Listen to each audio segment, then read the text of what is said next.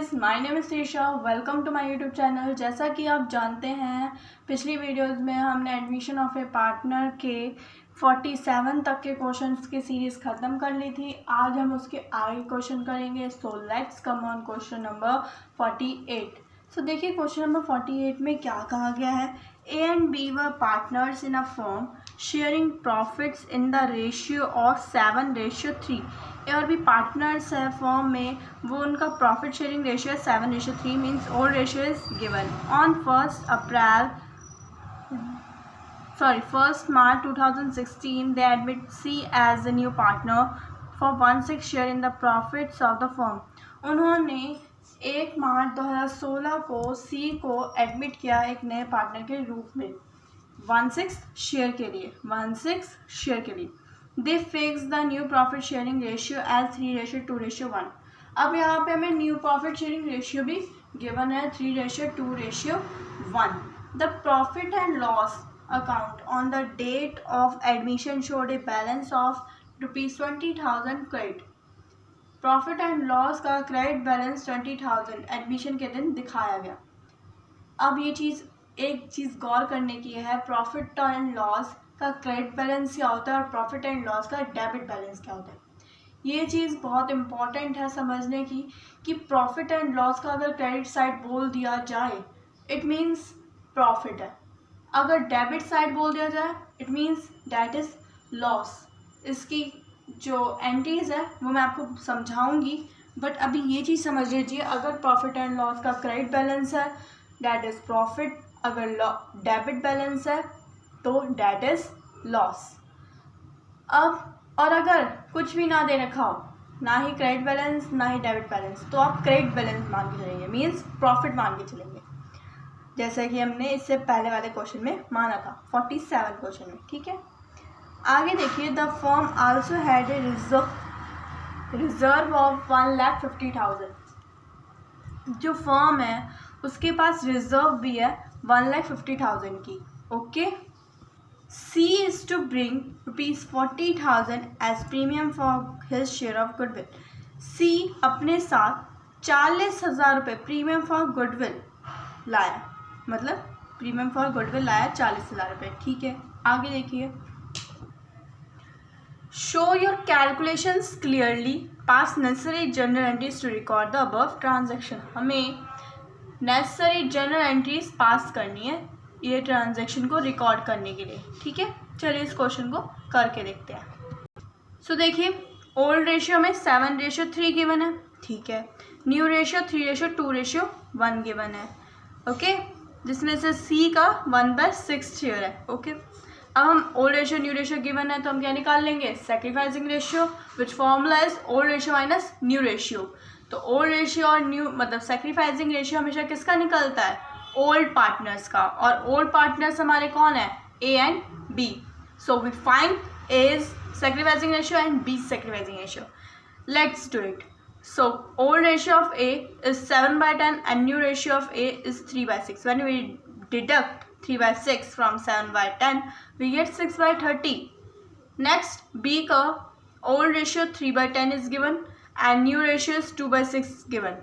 when we deduct 2/6 from 3/10 we get -1/30, which means कि A ने तो सेक्रीफाइस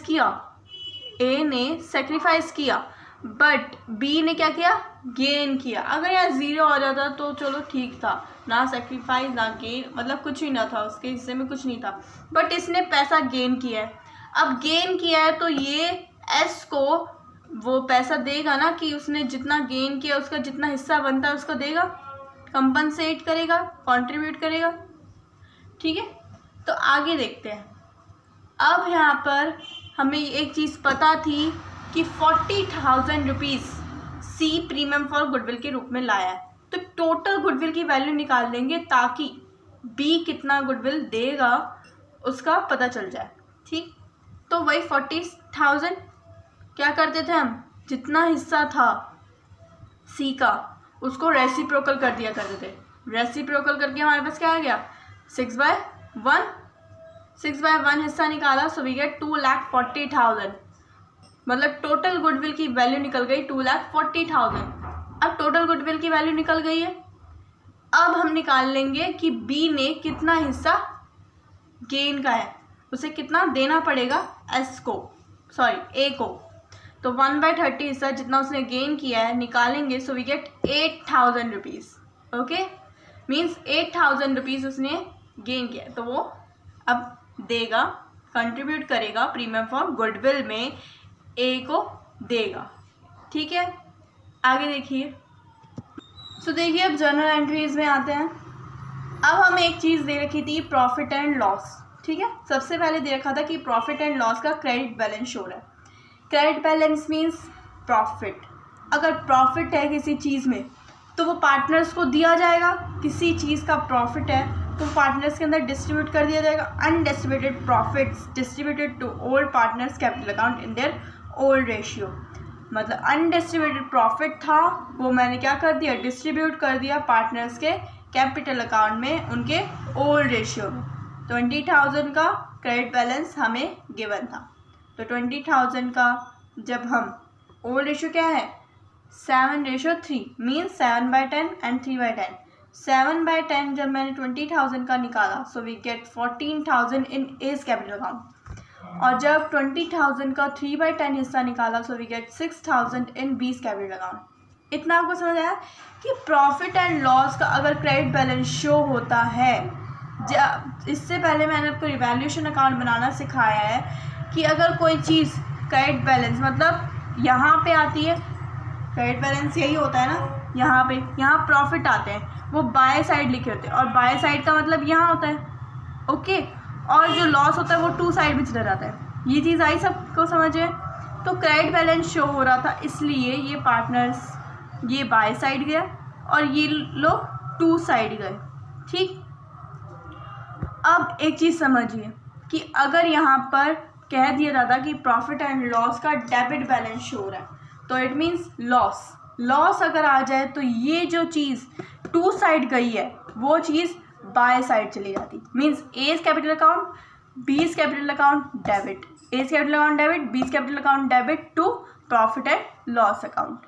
क्लियर है? ये क्वेश्चन आपको आगे आएंगे, अभी बस आप मेथड समझिए कि कैसे मतलब एंट्री कैसे करनी है इसकी। ठीक है, आगे देखिए। अगला हमें दे रखा था रिजर्व, कि अनडिस्ट्रीब्यूटेड रिजर्व है, तो अब अनडिस्ट्रीब्यूटेड रिजर्व है उसी समय हम डिस्ट्रीब्यूट कर देंगे ओल्ड पार्टनर्स के कैपिटल अकाउंट में इन ओल्ड रेशियो। ओके, तो रिजर्व हमें यहाँ पे दे रखा था 1,50,000 का। सो व्हेन 1,50,000 का जब हमने 7/10 हिस्सा निकाला, so we get 1,05,000 in A's capital account. अब 1,50,000 के रिजर्व का जब मैंने 3/10 हिस्सा निकाला, सो वी गेट 45,000 इन बीस capital account. It means undistributed reserve will be distributed in old partners capital account in their old ratio. Okay, now come on next. So अब हमें पता है कि प्रॉफिट एंड लॉस का क्रेडिट बैलेंस हमने बांट दिया, जो हमारा रिजर्व था वो बांट दिया। उसके बाद एक छोटी सी चीज़ गिवन थी कि 40,000 रुपये का प्रीमियम फॉर गुडविल सी लाया है। अब पहले लाया है की एंट्री कर लेते हैं। लाया है तो मतलब कंपनी के बैंक अकाउंट में पैसे आए हैं, मीन्स बैंक अकाउंट डेबिट किसके द्वारा आए हैं, to premium for goodwill account. Okay, और इसका नरेशन है the premium for goodwill brought in cash by new partners. Okay, आगे देखिए। अब बैंक में पैसे आए, कितने हैं 40,000 रुपये। किससे आए हैं, प्रीमियम फॉर गुडविल से। प्रीमियम फॉर गुडविल भी 40,000 की आई है। That's it. आगे देखिए, जो हमें डिस्ट्रीब्यूट करना पड़ेगा premium for goodwill. So premium for goodwill bank में आया है तो हम पार्टनर्स के कैपिटल अकाउंट में क्रेडिट भी तो करेंगे। सो जिसने सेक्रीफाइस करा है सिर्फ उसी को पैसा जाएगा, कंपनसेट तो उसी को किया जाएगा। तो premium for goodwill account debit कितना 40,000 रुपये, मीन्स 40,000 रुपये सी अपने साथ लाया है। ठीक है, और बी का हमने हिस्सा निकाला था ना कि बी कितना कंट्रीब्यूट कर रहा है 8,000 रुपीज़, क्योंकि उसने भी तो गेन किया था, तो इसलिए बी का हिस्सा जब हमने निकाला 8,000 रुपीज़, वो भी हिस्सा ए के पास जाएगा। When we add this we get 48,000 in A's capital account. It's clear? Now come on next topic. अब हमारा टॉपिक आ जाता है वर्कमैन कंपनसेशन रिजर्व। इनके क्वेश्चंस करने से पहले हम हमेशा उसके बारे में समझते हैं। चलिए इसके बारे में समझते हैं। अब देखिए वर्कमैन कंपनसेशन रिजर्व, सबसे पहले हम ये समझ लेते हैं कि वर्कमैन कंपनसेशन रिजर्व का मतलब क्या है। वर्कमैन से पता चल रहा है कर्मचारी, जो लोग काम करते हैं कंपनीज में या कहीं भी कोई भी चीज़ में काम करते हैं, उनको वर्कमैन कहा जाता है। कंपनसेशन मतलब नुकसान की भरपाई, कोई नुकसान हुआ है तो उसकी जो भरपाई को कंपनसेशन कहा जाता है। और रिज़र्व मतलब किसी चीज़ को स्टोर करके रखना, रिज़र्व करके रखना। जैसे हम पैसा रिज़र्व करके रखते हैं, प्रॉफिट्स रिज़र्व करके रखते हैं, लॉस रिज़र्व करके रखते हैं, वही चीज़ होता है। सो वर्कमैन कंपनसेशन का रिज़र्व, वर्कमैन कंपनसेशन रिज़र्व का मतलब आप लोग को समझ आ गया होगा। अब आगे देखिए उसके पार्ट्स मीन्स उसके टॉपिक्स। सो सबसे पहला टॉपिक हमें यहाँ दे रखा है, if there is no claim against workman compensation reserve. अगर क्लेम का मतलब होता है दावा, अगर वर्कमैन कंपनसेशन के अगेंस्ट कोई दावा नहीं किया गया है तो क्या एंट्री होगी। अगर वर्कमैन कंपनसेशन के लिए कोई दावा नहीं कर रखा है तो क्या एंट्री होगी।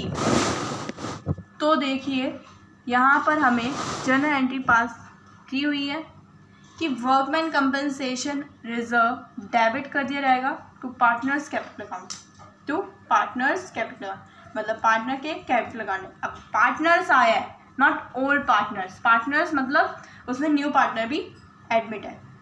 वर्कमैन कंपनसेशन रिजर्व जो है वो दे दिया जाएगा पार्टनर्स के कैपिटल अकाउंट में। सॉरी, पार्टनर्स यहाँ पे ओल्ड पार्टनर्स ही आएगा।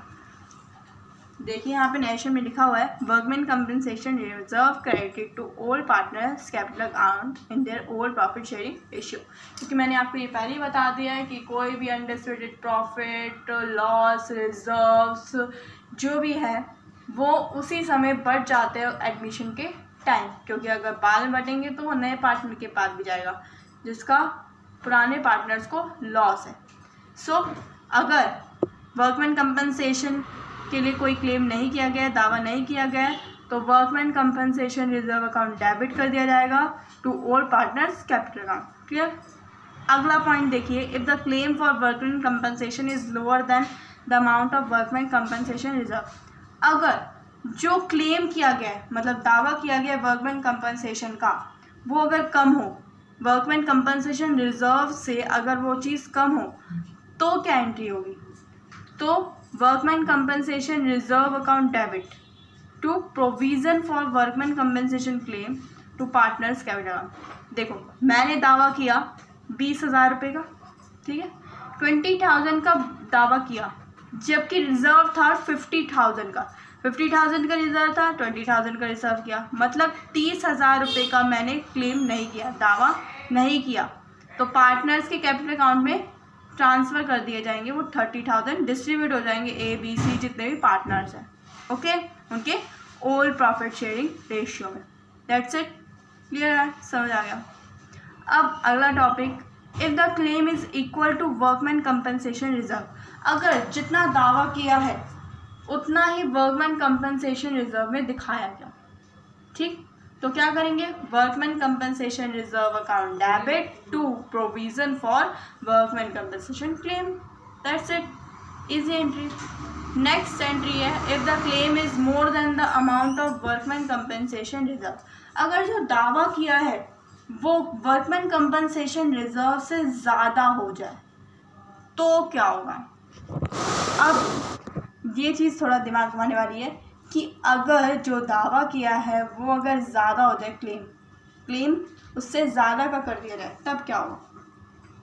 तो सबसे पहले तो आप ये बनाइएगा, workman compensation reserve account debit 50,000 का वर्कमैन कंपनसेशन रिजर्व है और क्लेम किया गया 60,000 का, तो मतलब 10,000 का हमें क्या है, दावा नहीं किया गया था, तो वो क्या कर देते हैं, रिवैल्यूएशन में डाल देते हैं, रिवैल्यूएशन में डाल देते हैं।